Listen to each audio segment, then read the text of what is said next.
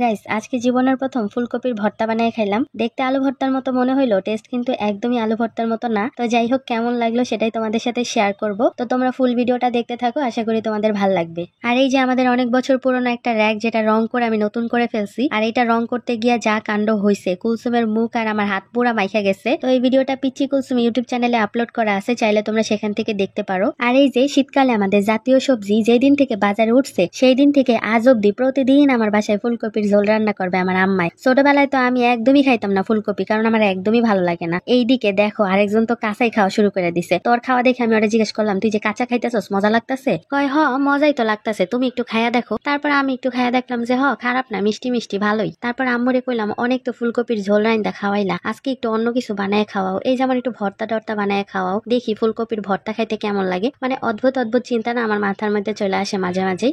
তো আম্মুরে বলি, আম্মু তোমার হাতে তো ভর্তা অনেক মজা হয়, তুমি বানাও। তো বলতে বলতে আম্মু ফুলকপি সিদ্ধ দিয়ে দিস, আর এদিকে মরিচ পেঁয়াজ সব ডইলা নিতেছে, কারণ আম্মুর হাতের ভর্তা মানে ঝাল ঝাল অনেক মজা হয়। তো এর জন্য আমি আম্মুকে প্রায় বলি যে আম্মু তুমি ভর্তা বানাও। আমাকে তো আম্মু মাঝে মাঝে বলতো যে তুই এটা সেটা বানা, আর আম্মুকে বলতাম আমার হাতে ওই মজা হবে না যেটা তোমার হাতে হবে, তো তুমিই বানাও। তো আম্মু কিন্তু অনেক মজার মজার ভর্তা বানাইতে পারে। আর গাইস, আমার কি পরিমাণ যে ঠান্ডা লাগছে, ঠান্ডার কারণে আমার ভয়েসটাই চেঞ্জ হয়ে গেছে, যার কারণে এরকম শুনতে লাগতেছে, কারণ আমি নাক দিয়ে একদমই নিঃশ্বাস নিতে পারতেছি না, মানে মুখ দিয়ে নিতে হইতেছে আর কি। আর আম্মুর হাতের এই মরিচ ডলাটা দেখে আমার মনে হইতেছে এখানে এক প্লেট ভাত নিয়ে খায়া ফেলি, তাইলে মনে হয় আমার ঠান্ডাটা কইমা যাইবো। ভাই অনেক খারাপ লাগতেছে। তার মধ্যে দেখো সেদ্ধ করা ফুলকপিটা দিয়ে এখন ভালোভাবে মেখে নিবে।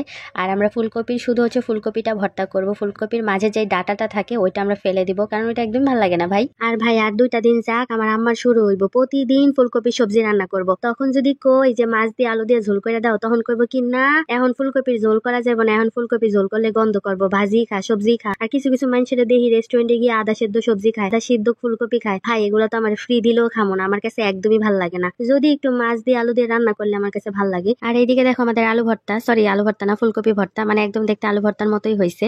মানে যে কোনো মানুষকে নিয়ে যদি তোমরা বলো যে এটা কিসের ভর্তা, সেটা চোখ বন্ধ করে বলবে এটা আলু ভর্তা, কারণ কালারটা ওই রকমই আসছে, মানে একদম ঝাল ঝাল।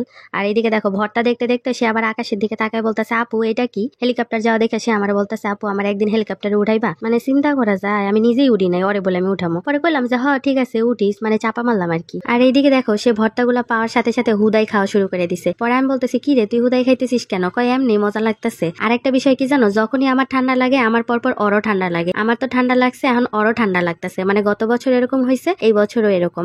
তো এইদিকে বলতেছে, আপু ঠান্ডার জন্য মজাই লাগতেছে ঝাল ঝাল। পরে আমি বললাম ভাত দিয়ে খা, আরো ভালো লাগবে।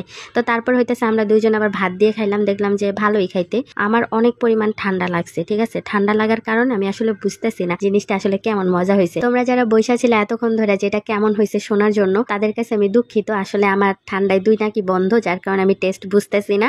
আমার মজা লাগতেছে, আমি জাস্ট খাইতেছি। আর কুলসুমের কথা যদি কও, তাহলে ও যেটা খাই সেটাই তো মজা লাগে, তাহলে বাকিটা তোমরা বুঝা নাও।